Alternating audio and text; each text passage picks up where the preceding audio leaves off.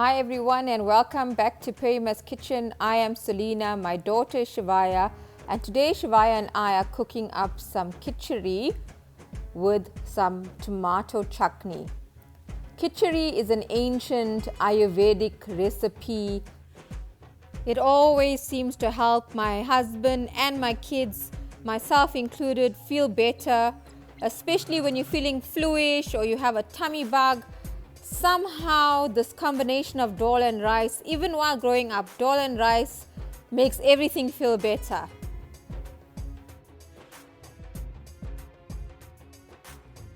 I will share with you my method today. There's so many variations, and please feel free to use a method that you are comfortable with.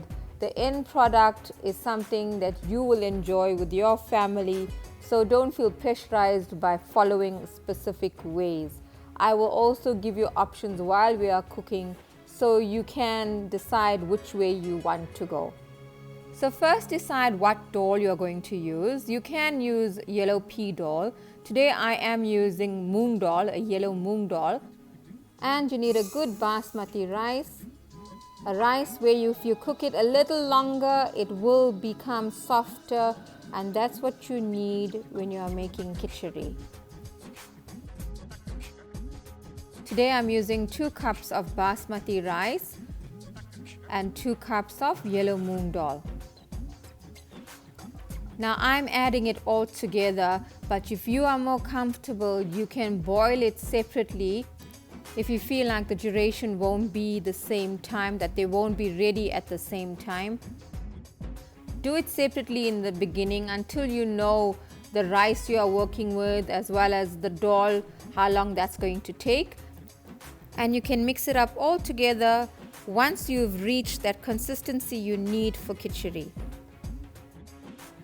So just to let you know what I've done so far, I've washed my dal and rice together. I've drained it a couple of times until it's nice and clear. I've now added some water and I'm going to let it soak for about say 15 to 20 minutes. It's not absolutely necessary to soak. If you have the time, then you can do it. It's been about 10 to 15 minutes already, and I'm now going to drain this water out.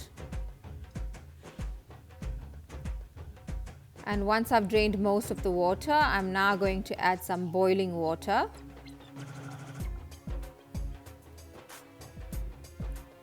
And what I do is I just add more water as needed while it's cooking, and I feel more comfortable doing it like this.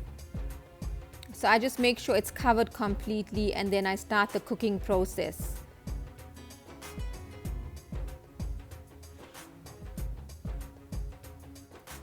And I literally only add turmeric, which is a teaspoon of turmeric, some cinnamon, just a stick of cinnamon,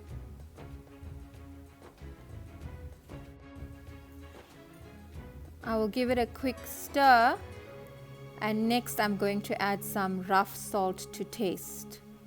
You can also add a pinch of asafoetida. And then we can just leave it to boil. You can close the lid if you want to. I feel more comfortable with the lid open, and I let it boil and I add a little water as I need it. I'm now going to move on to the base of the kitchari with all of the spices while my rice and my dal is boiling. So in a separate pot I've added some oil. As soon as my oil is hot, I will add a teaspoon of mustard seeds. I also add a level teaspoon of some jeera seeds, cumin, and they will all pop together. I've added a cinnamon stick, and I've broken up some dried red chilies. Dried red chilies really has an awesome flavor. And the combination of these spices helps to give your kitchari that authentic taste. Once I've given it a few seconds in the oil, I will start to add my sliced onion. I'm just using one small sliced onion today. Saute your onion into all those spices.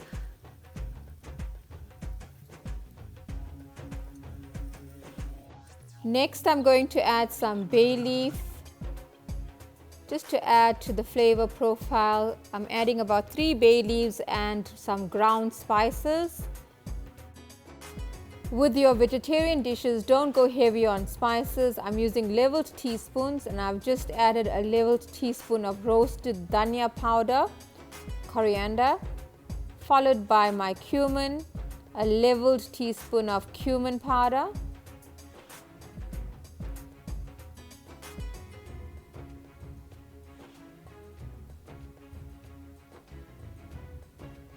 I have already added turmeric to my rice and dal, so I've just added a little bit of turmeric, like a leveled teaspoon, or you can say half a teaspoon of turmeric, followed by a teaspoon of diced, or you can add crushed garlic. Let it all fry up in your oil.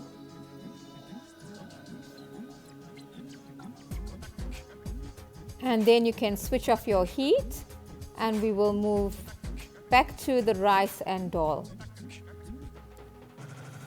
So the rice and dal has absorbed a lot of water. I prefer to now add all of my spices that I've cooked in the onions, but I wanted to show you what it looks like. So the rice is pretty much almost done, and if you look closely, the moong dal is very soft and it's semi-solid, so it still has a little more cooking to be done, but I just want to show it to you, because what I prefer to do is add all of my spices now and let it cook further with some more boiling water. So I've emptied all of the spices and the onions into the rice, but I've just taken a spoonful of rice. I'm now mixing it up into the other pot to absorb all that leftover flavor. We don't want to waste anything, and then I'll drop it back into my rice pot.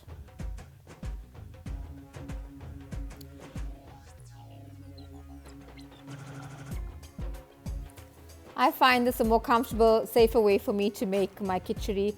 I will now add some more boiling water and let the dal, the rice and all of that spices cook all together in that boiling water.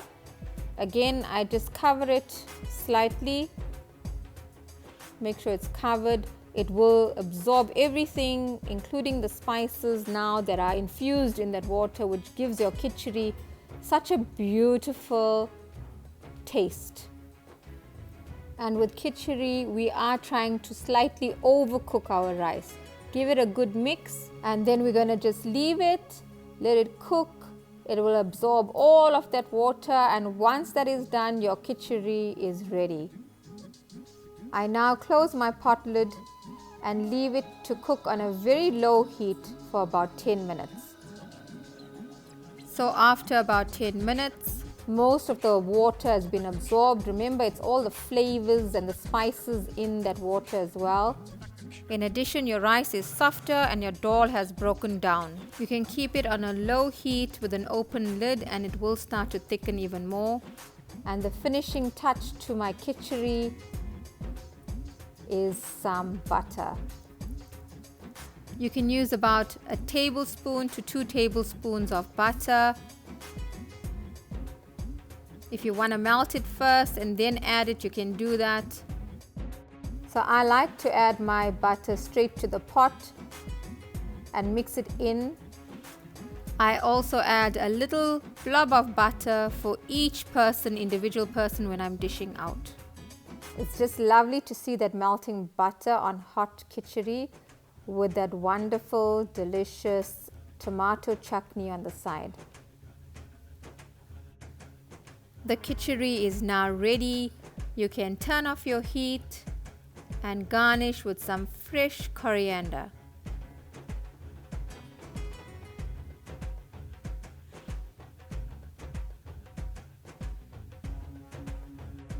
As mentioned before, We always enjoy our kitchari when we are feeling under the weather.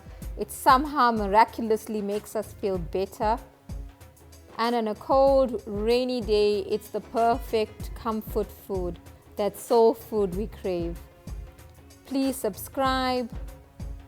Kindly hit the notification bell so you are notified when a new video is uploaded. Please like and share, and your comments are always very welcome.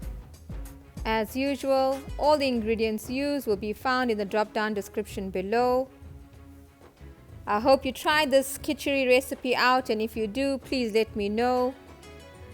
Until next time, I am Selena, and take care, and thank you for joining Perima's Kitchen once again.